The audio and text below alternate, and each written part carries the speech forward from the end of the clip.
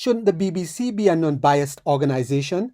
In this video, Nana Akua, Leo and Josh Howie on GB News break down the resignation of BBC Director Dawes and Deborah Turness, Chief Executive of BBC News, and the current state of the BBC. We also address the leadership principle of impartiality. Before we get into the details, if you love diving into political issues and enjoy hearing a principled take on them, then hit the like button, share this video and subscribe to join the conversation. It will help our channel reach a wider audience. It is understood in a statement, Tim Davies says there have been some mistakes made, and as Director General, I have to take ultimate responsibility. Now, of course, the move comes following a torrid week for Britain's national broadcaster after it was accused of airing a doctored clip of a speech by President Trump and failing in its coverage on Gaza and trans issues. Also going, Deborah Turness. Now, she's the broadcaster's CEO of News. She has resigned. Now, this is a breaking story. We'll bring you all of that as and when it happens, and hopefully we'll get the actual resignation speech from Tim Davies as he does so, as we're expecting to hear that very shortly. Now, I can tell you now, I met Tim Davies a little while ago at a spectator party, and I told him, I'm Nana Akua from GB News. I work for the BBC. I used to work for you at the BBC, and he said, you make your bed.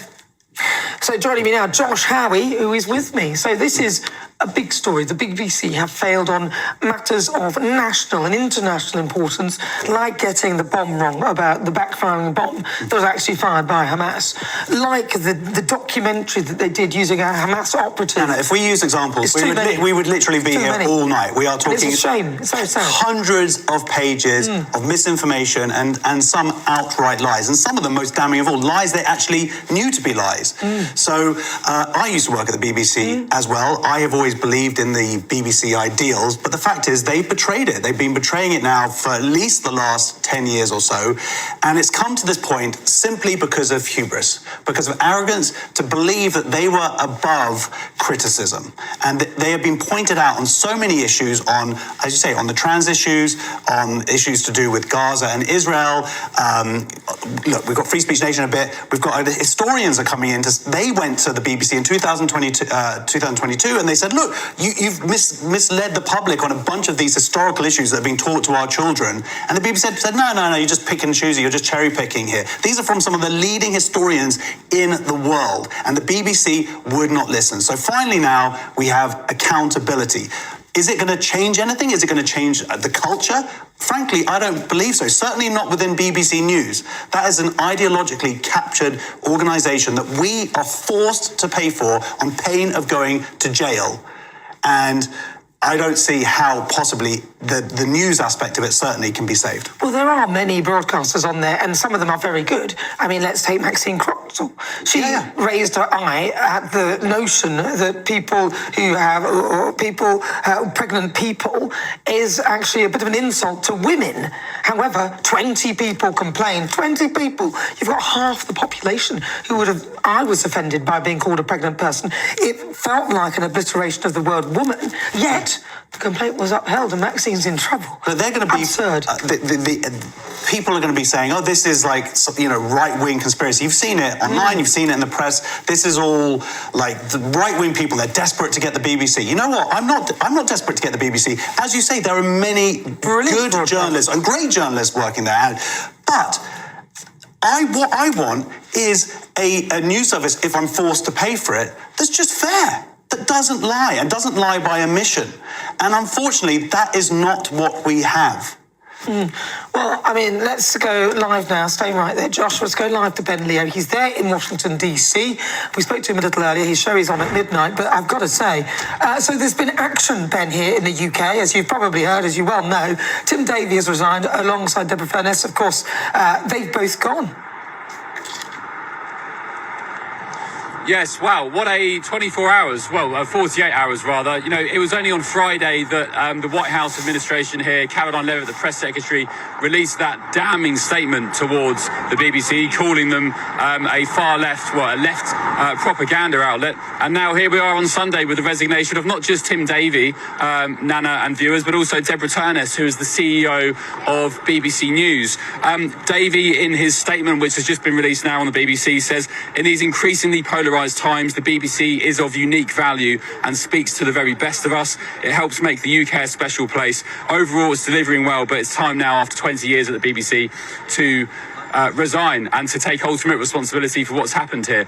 I think this is the right decision now, solely because Tim Davie and the BBC chairman Samir Shah knew about this panorama situation with the Trump video 6 months ago, way back in April. It was brought up as a serious issue, and they'd left it until now, until the White House finally said something. It was that exclusive line to the Telegraph newspaper on Friday, which really proved the nail in the coffin for Tim Davie and Deborah Turness, the BBC News CEO. And I just wonder, Nana, we're going to try and get this confirmed now in Washington, D.C. We're working hard to get this confirmed, but I wonder, did the White House say to the BBC, look, something needs to happen here, somebody needs to fall on their sword, because we're not just going to let this slide? Rob Crilly, who is the Daily Telegraph journalist here in Washington, D.C., the Washington correspondent, he told me on the Late Show Live on, I think it was Friday evening, that the BBC's one of their Washington correspondents, they have many here actually because they're so flush with licence fee money, they said Gary O'Donoghue, who's one of the main Washington correspondents, was seen in the White House on Friday, on the day Caroline Levitt, the press secretary, gave that damning statement. I wonder if he was dragged in by the White House for a dressing down, maybe by Caroline Levitt, maybe by President Trump himself. And was it on that occasion that they said to Gary O'Donoghue, the Beebs correspondent, something needs to be done? It's all happened in a whirlwind 48 hours, but we'll try and get that confirmed and some more information for you ahead of the Late Show Live tonight at midnight here in the United States. All right, yeah, Ben Leo, wow. So thank you very much for that. Of course, yes, Ben will hopefully be joining us throughout the hour and his show at midnight. So, Josh Howie, the BBC have been criticised a lot about their coverage in terms of Gaza. And, of course, there was that documentary which they featured a Hamas operative. He was the son of a Hamas operative who was like the narrator. But they failed to tell us about this. All of this has been an embarrassment on the world stage. Absolutely. I mean, even you had Ben there, but yeah, talking about the White House press secretary, she called out the BBC from the podium, read out a bunch of examples. That I think the example she was talking about was saying they were essentially taking Hamas, a terrorist organisation of Islamists, who were just kind of saying stuff, and the BBC were just repurposing it as facts. So they were sort of like, oh, we've just found 47 people dead, and then it was like constantly renewed until it turned out that they actually couldn't find any people who'd been killed. It's humiliating for the BBC, and it's humiliating for the country, frankly. And what I have found, because I always flick through all the news channels to see what's going on, and when we were all talking about the economy and the situation we have with the dinghies, the boats, they kept talking about Gaza, and I'm thinking, look, I have sympathy for the people in Gaza, but I want you to focus on what's going on at home. They seem to make the news agenda about other things. We're not interested. More people were killed in the last week in Sudan than in the entirety of the Gaza-Israel war. Just think about that. How many times has the BBC covered what's happened in Sudan over the last 2 years compared to just the incessant deluge of articles and reports that are coming out from Gaza? That's not to say it's not important, but the fact it's dominated the news like so totally and all foreign affairs. Other things are happening in the world, and when you see what's the evil that's happening in Sudan that has essentially been ignored during this time, that's a failure by the BBC and other news organizations of omission. As a taxpayer-funded organization, the BBC should serve as an unbiased media outlet. Its clear bias in news presentation has landed the BBC in hot water, such as when it misled audiences with doctored clips from Donald Trump's January 6 speech. This ongoing distortion of facts to push a leftist viewpoint, combined with a lack of real journalistic standards on current events, explains why trust in the BBC is so low and why so many resent paying the TV license fee. British people across the political spectrum pay this fee to the government so that the BBC can be a government-funded organisation. Viewers from the left, right and centre deserves news that is fair and accurate. No one objects to funding something that truly serves the public good and treats everyone equally. Impartiality means those in positions of public trust, especially when relying on taxpayer money, must report without favoritism, prejudice, or twisting of the truth.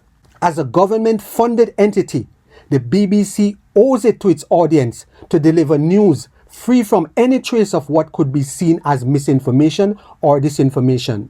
We cannot overlook that this is the same body that swiftly labels others as sources of misinformation and disinformation. This is pure hypocrisy.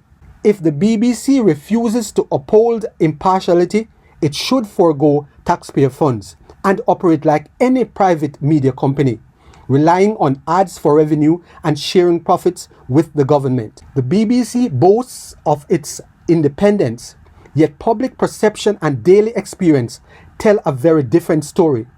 It must commit to impartial, independent, and precise reporting, free from one-sided takes that consistently lean left. To ensure restoration of public trust in the BBC, there must be impartiality in presenting the news. The news organization must adhere to strict editorial standards, not just in what it says it will do, but ensuring that every story shared is free from editorial bias.